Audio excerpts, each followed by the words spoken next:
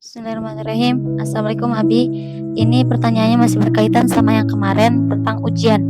Kalau kita diuji terus lulus, nanti kan diangkat derajatnya sama Allah. Tapi kalau gak lulus, direndahkan sama Allah. Pertanyaannya, gimana caranya biar kita bisa lulus dari ujian yang Allah kasih? Dan kalau kita gagal, terus dihinakan sama Allah, naudzubillah, apa kita masih bisa balik lagi? Dan gimana caranya? Afwan bi. Wassalamualaikum warahmatullahi wabarakatuh. Jadi ketika orang diuji oleh Allah, dia lulus, Allah diangkat derajat. Kalau nggak lulus, kena kembali dinyatakan oleh Allah. Kenapa? Banyak orang nggak lulus karena putus asa. Putus. Kalau nggak lulusnya nggak putus asa nggak jadi masalah. Yang Abi maksud dihinakan oleh Allah itu ketika putus. Ketika ada musibah, masalah, ini gak lulus, putus asa, jauh dari rahmat Allah, jauh dari pertolongan Allah. Ya. Seperti iblis, ya, diuji oleh Allah, gak lulus dia, ya. Dihinakan oleh Allah. Kenapa? Karena dia putus asa.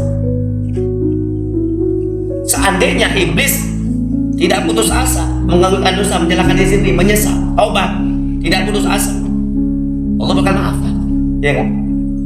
Tapi karena dia udah tahu salah, tidak mengulangi dosa, tidak mau menyesal, tidak mau taubat, putus asa, dari rahmat Allah akhirnya dijauhkan, dihinakan oleh Allah, dihinakan oleh Allah. Hati-hati orang putus asa. Musibah apa? Jangan sampai putus asa. Allah bakal menghinakan kayak iblis. Naudzubillah min. Terus bagaimana biar lulus? Kalau kita sudah nggak lulus, kemudian gimana caranya biar lulus? Gimana? Apa tanya?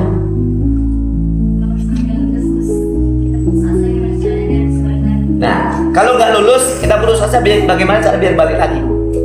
Ya tinggal tadi istighfar bilisan, mulutnya istighfar. Wa nadamu bil qalbi, hatinya badannya berdiri sudah berjanji tidak mengulangi abad selamanya. Itu bakal diangkat derajat lagi. Namanya orang taubat, namanya orang. Yang saya maksud dihinakan itu orang yang tidak mau taubat. Apa taubat? Ruju'u ilallah, kembali kepada Allah. Fafiru ilallah, balik kepada Allah. Dihinakan oleh Allah. Makanya yang namanya orang gak lulus, terjebak, putus asa dan sebagainya, ya tinggal cepat istighfar ya. Mulutnya istighfar, hatinya menyesal, badannya berhenti dari harapan, berjanji dan mengulangi abad selamanya. Udah titik. Orang taubat disebutkan oleh Rasulullah seperti bayi yang baru tak punya dosa sama sekali. Dan balik angkat derajat begitu. Amin. Amin. Amin. Tidak ada orang tak punya dosa. Tidak.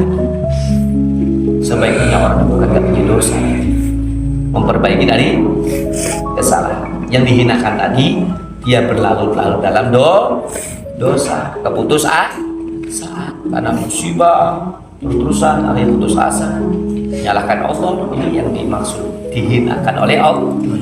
Bukan cuma hina, dijauhkan dari rahmat Allah, dijauhkan dari Allah.